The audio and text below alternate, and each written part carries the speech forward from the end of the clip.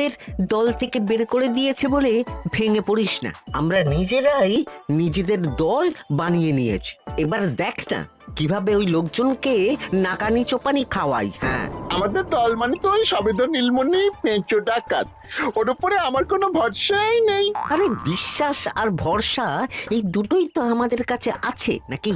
শোন, আমি পেঁচোকে একটা কাজে পাঠিয়েছি। যদি পেঁচো এই কাজটা করতে পারে তাহলে আমাদের রোজগারও হবে, প্রতিশোধ নেওয়াও হবে। আরে কোথায় পাঠিয়েছি সেটা বলবি তো? মন্ত্রী মশাইয়ের বাড়ি।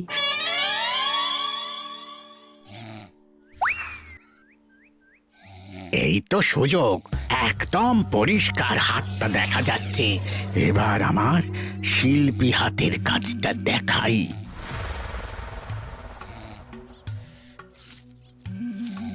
চোর চোর চোর চোর! কোথায় কোথায় চোর? আমার গলার হার টেনে নিয়ে পালালো। এই তো কদিন আগে গড়িয়ে দিলাম। যাও না, গিয়ে চোরকে ধরো। ওই তো দেখা যাচ্ছে। এই বেটা দাঁড়া বলছি, হাতে পেলে না পিঠ গরম করে ছেড়ে দেবো।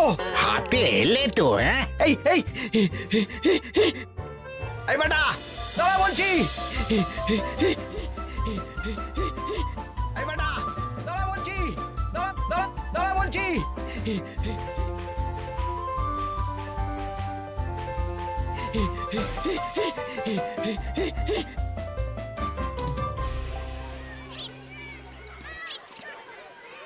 দুপুরে একটু খেয়ে ঘুমোবো তার জন্যই।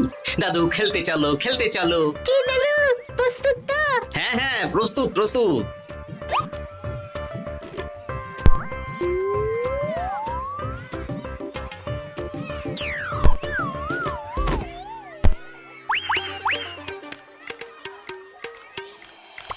আরে আরে, এ তো পিছু ডাকাত।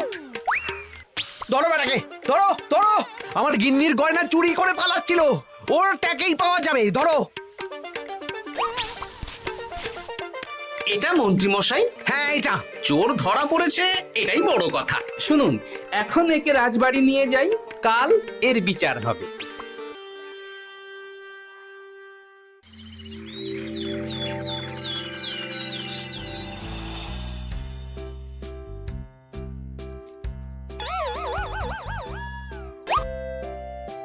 এতদিন গোপাল বুদ্ধি দিয়ে বাজিমাত করত, এবারে তো সাহসিকতার মাধ্যমে ভয়কে জয় করে পেঁচো ডাকাতকে ধরেছে।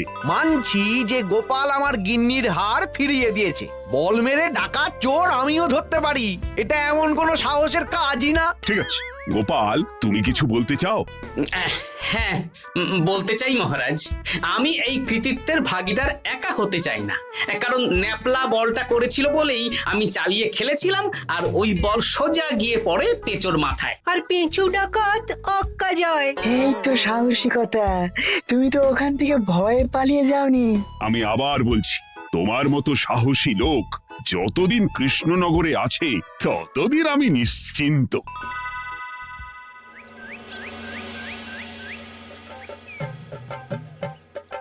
বলি সারাদিন আমি সংসার ঠেলছি আর আরেকজন খাচ্ছে যাচ্ছে ঘুরে বেড়াচ্ছে। গিন্নি, তুমি কি আমার কথা বলছো? আমি আর কার কথা বলতে পারি শুনি? না, আমি ছাড়া তোমার আর কেউ নেই, তুমি ছাড়া আমারও আর কেউ নেই। এই নাও সখী, শুধু তোমার জন্য। কি সুন্দর ফুলের তোড়া, এটা আমার জন্য এনেছো? হ্যাঁ গো, তুমি কি আমার উপর রাগ করে আছো গিন্নি? তাহলে বলো, অন্য কাউকে দেব? এই এই এই, আমি ছাড়া আর কাকে তুমি ফুলের তোড়া দেবে শুনি? না, ভাবলাম তুমি হয়তো রাগ করে আছো। না না না না, ও কিছু না। এই তো বাইরে গরম না, এই তুমি বসো বসো, আমি শরবত করে দিচ্ছি।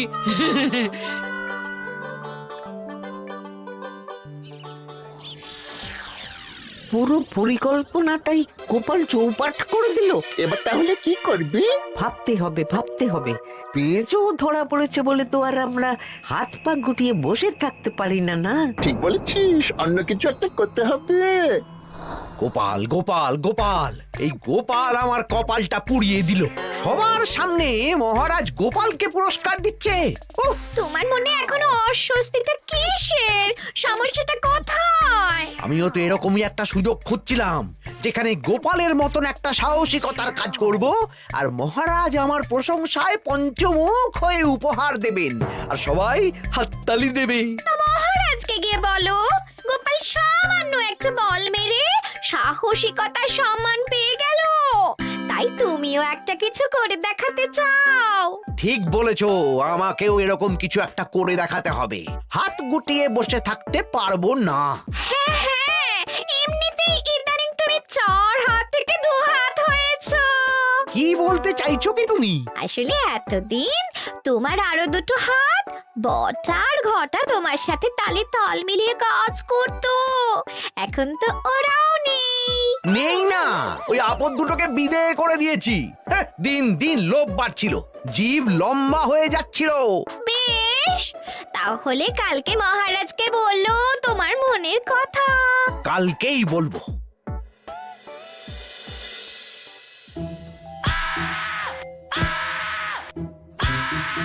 বল, তোকে কে পাঠিয়েছে বল? তোর এত বড় সাহস, তুই মন্ত্রী মশাইয়ের বাড়িতে দিনে দুপুরে চুরি করিস? বল। বলছি আমাকে ঘটাদা পাঠিয়েছিল। মন্ত্রী মশাইয়ের দল থেকে বেরিয়ে বটাদা আর ঘটাদা একটা নতুন দল খুলেছে, আমি ওই দলে যোগদান করেছি। আচ্ছা, এই ব্যাপার। বেটাদের একবার হাতে পাই।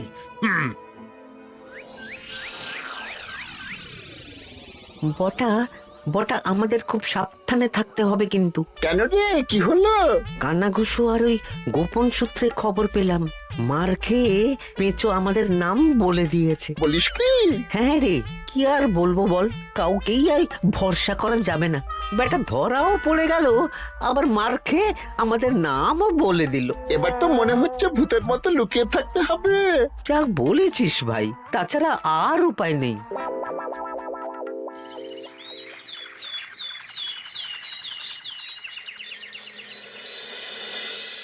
মহারাজ, আজ আমি সুবিচার চাই মহারাজ। কেন মন্ত্রী মশাই, আপনার উপরে আবার অবিচার কখন হলো? হ্যাঁ মন্ত্রী, তুমি কি সুবিচার চাইছো বলো? আমাকে সাহসিকতা দেখানোর সুযোগ দিলে আমিও গোপালের মতন ওরকম ঢের ঢের উপহার আনতাম। আচ্ছা, সুযোগ কি বলে কয়ে আসে? সেসব আমি জানি না। আমিও ছোটবেলায় অনেক সাহসিকতার কাজ করেছি, তবে কোনো পুরস্কার পাইনি। আর গোপাল কিছু করলেই ওকে আপনি উপহার দিয়ে দেন। তা তুমি কি সাহসিকতার কাজ করেছিলে ছোটবেলায়? আমি একবার মামার বাড়ি গেছিলাম, তো একদিন মামার বাড়িতে হঠাৎ ডাকাত পড়ে। তাই দেখে আমি কয়েকটা ঢিল নিয়ে মামার বাড়ির পেয়ারা গাছে গিয়ে উঠে পড়ি। তারপর যখন ডাকাতের দল ডাকাতি করে বাড়ি থেকে মালপত্র নিয়ে বেরোচ্ছে, আমি আক্রমণ করি। দুম দাম দুম দাম দুম, ব্যাস ডাকাত ধরা পড়লো। বেশ ভালো তো। হ্যাঁ, কিন্তু সেদিন কোনো উপহার বা সাহসিকতার পুরস্কার পাইনি। পুরস্কার দিতে হলে আমাকেও দিতে হবে, কারণ আমি প্রথম পেঁচো ডাকাতকে ধাওয়া করেছিলাম। যদি না উপহার পাই তাহলে আমি ঝামেলা করব। কিন্তু হঠাৎ করে কোনো কৃতিত্ব ছাড়া তো আর কাউকে সাহসিকতার পুরস্কার দেওয়া যায় না।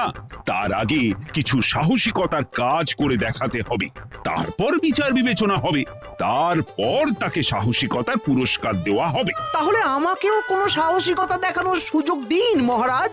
মন্ত্রী মশাই শুধু একা সুযোগ পাবেন কেন, আমিও দেখিয়ে দিতে চাই আমি কতটা সাহসী বাহাদুর মানুষ।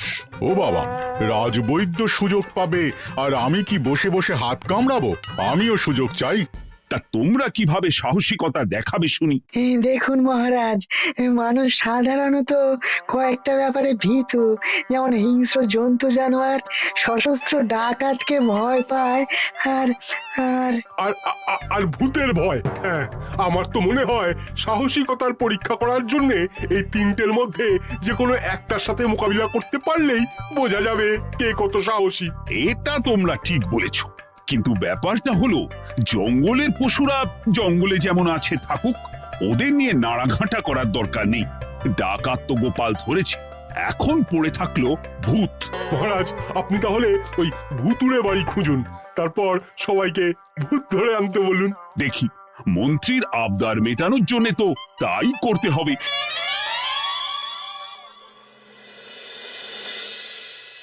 আজকে এটা কি রান্না করেছো বলো তো? ছোলা আর আলু দিয়ে তরকারি। ঝটপট খাবারটা খেয়ে নাও তো দেখি। হ্যাঁ, আচ্ছা, ছোলা আলুর তরকারি দিয়ে শুকনো রুটি খাওয়া যায়? হ্যাঁ, আহ, বেশি বায়না না করে যা রান্না হয়েছে তা খাও তো বাপু। খেয়ে গায়ের শক্তি বাড়াও, কদিন পরে তো ভূতের সাথে লড়াই করতে হতে পারে। হ্যাঁ, ধুর, ভূত! হ্যাঁ, ওসব ভূত প্রেতে আমি ভয় পাই না, বুঝলে?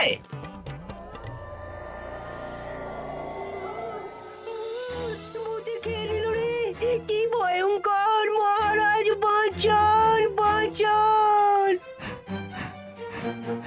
মহারাজ উপরে পায়চারি করছেন, কোথায় ভূত? আমি মহারাজের সঙ্গে দেখা করতে চাই। আচ্ছা আচ্ছা, উপরে যান।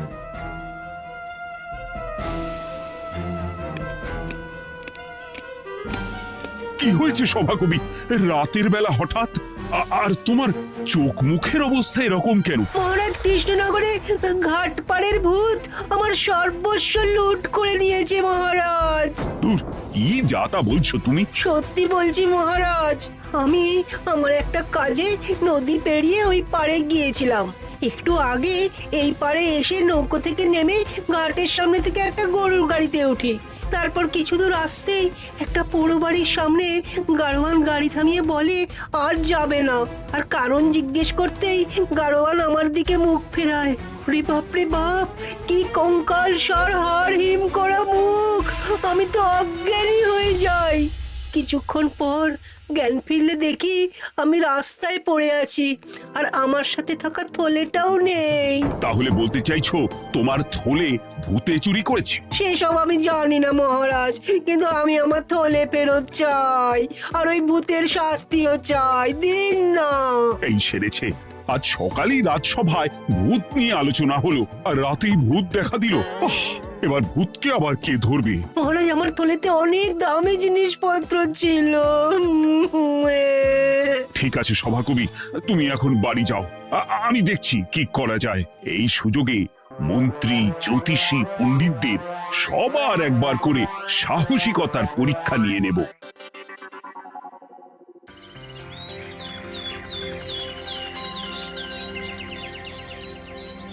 এই তো তোমরা সবাই চলে এসেছো।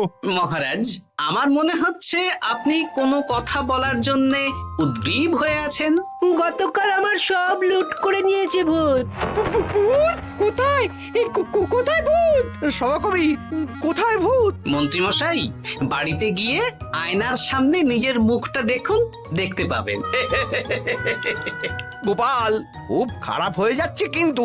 ওসব খারাপ ভালো পরে হবে। আর মন্ত্রী, বৈদ্য, জ্যোতিষী, তোমরা কালকে বলছিলে না তোমরাও সাহসিকতা দেখানোর সুযোগ চাও? তাই ভূত ধরে দেখাতে পারলেই তোমাদের আমি পুরস্কৃত করব। কিন্তু মহারাজ, ভূত কোথায় পাওয়া যাবে? গতকাল রাতে ঘাট পাড়ি এক গাড়োয়ানের গরুর গাড়িতে চাপতেই তোমরা ভূত দেখতে পাবে। প্রথমে মন্ত্রী, বৈদ্য, জ্যোতিষী, তোমরা চেষ্টা করে দেখো। যদি ভূত ধরতে না পারো তখন গোপাল যাবে, আর যে বা যারা ভূত ধরে আনতে পারবে তাকে বা তাদেরকেই আমি পুরস্কার দেব।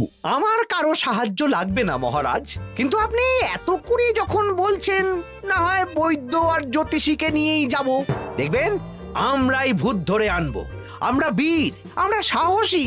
ওসব ভূত ধরা গোপালের কম্য নয়।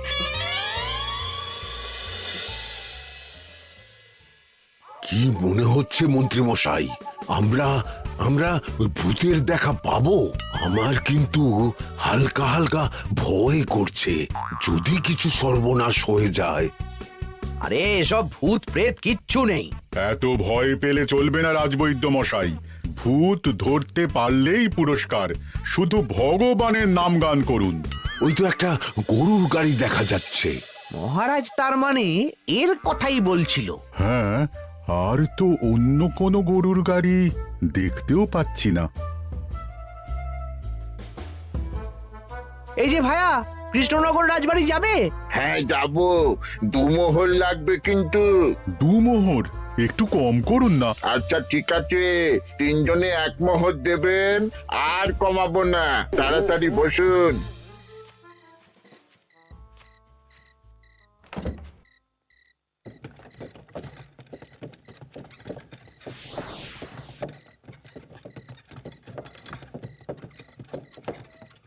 দূর দূর, এতক্ষণ কোনো ভূতই নেই। সভাকবি যে কি দেখে ভয় পেয়েছে কে জানে। অকারণে এক মোহর লোকসান। সত্যি আমরা অকারণে সাহসিকতার পরীক্ষা দিতে এলাম।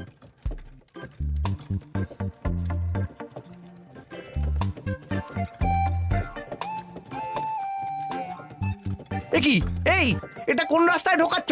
আরে রাজবাড়ি তো এইদিকে না। এটাই তাড়াতাড়ি যাওয়ার রাস্তা।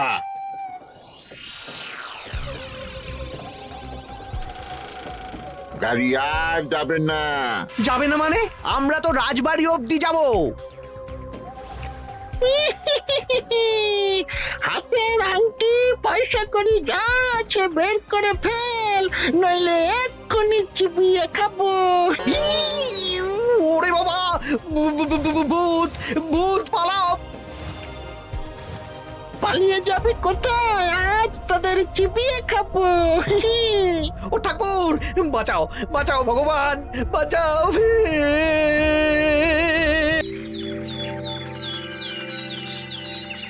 মহারাজ মহারাজ, আমাদের লুট করে নিল।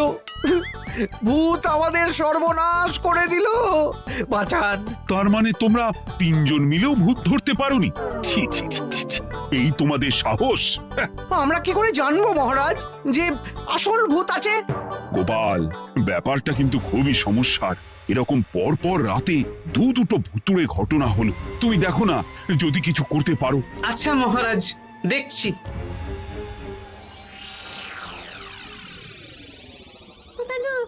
আমার কিন্তু ভয় করছে। শুনলাম কালকে মন্ত্রী মশাইকেও ভূতের তাড়া করেছিল। আমার মনে হচ্ছে কিছু একটা রহস্য আছে। সে যাই রহস্য হোক, আজ আমরা এর শেষ দেখে ছাড়বো। হ্যাঁ, তারপর আমাদের যদি ভূতে ধরে? তোরা কোনো চিন্তা করিস না, সব ওষুধ আমি এই থলে করে নিয়ে এসেছি। হয়তো ঘাটের কাছে একটা গরুর গাড়ি দেখা যাচ্ছে। ভাই, দক্ষিণ পাড়া যাবেন? হ্যাঁ যাবো, 2 মোহর লাগবে। বেশ, চলো চলো। এত রাতে তো গরুর গাড়ি রাস্তাঘাটে চলে না, তাই বাধ্য হয়ে ঘাটের এদিকে এলাম।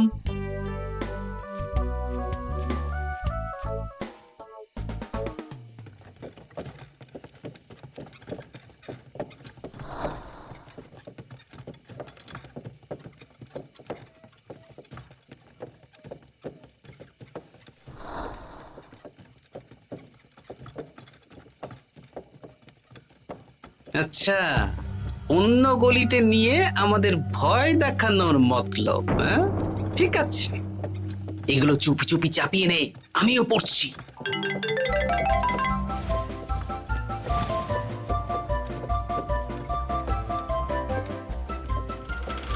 আর গাড়ি যাবে না।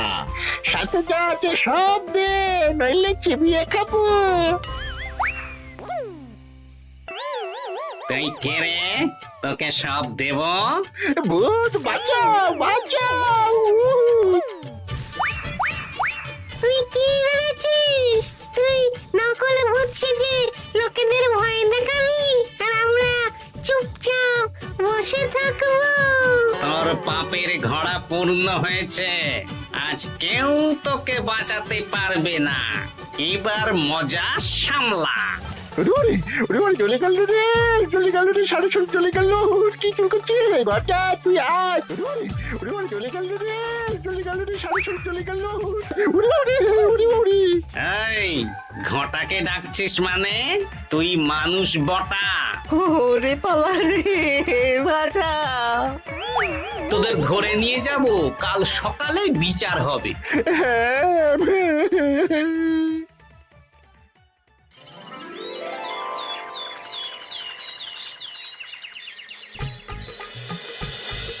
সাবাস গোপাল, তুমি তো কামাল করে দিয়েছো। কিন্তু জ্যান্ত ভূত ধরে এনেছো। আমি তো এদেরকে খুঁজছিলাম। হ্যাঁ, এরাই তো পেঁচোকে পাঠিয়েছিল মন্ত্রী মশাইয়ের বাড়ি চুরি করতে। হ্যাঁ, তার মানে গতকাল বটা। আমি তোদের ছাড়বো না। সত্যি গোপাল, এবারেও তুমি বাজিমাত করে দিলে। আচ্ছা, তুমি একটু ভয় না পেয়ে এদের ধরলে কি করে? যখনই শুনলাম ভূত জিনিসপত্র সোনাদানা লুট করছে, তখনই বুঝতে পারলাম এটা ভূত না, মানুষ। তাই কাঁটা দিয়ে কাঁটা তোলার জন্যে আমি আর আমার নাতি নাতনিরা ভূত সেজেই মানুষরূপী ভূতকে জব্দ করলাম। সত্যি গোপাল, তুমি সাহসী বীর পুরুষ। তোমার সাহসের কাছে বাকিরা তো নস্যি।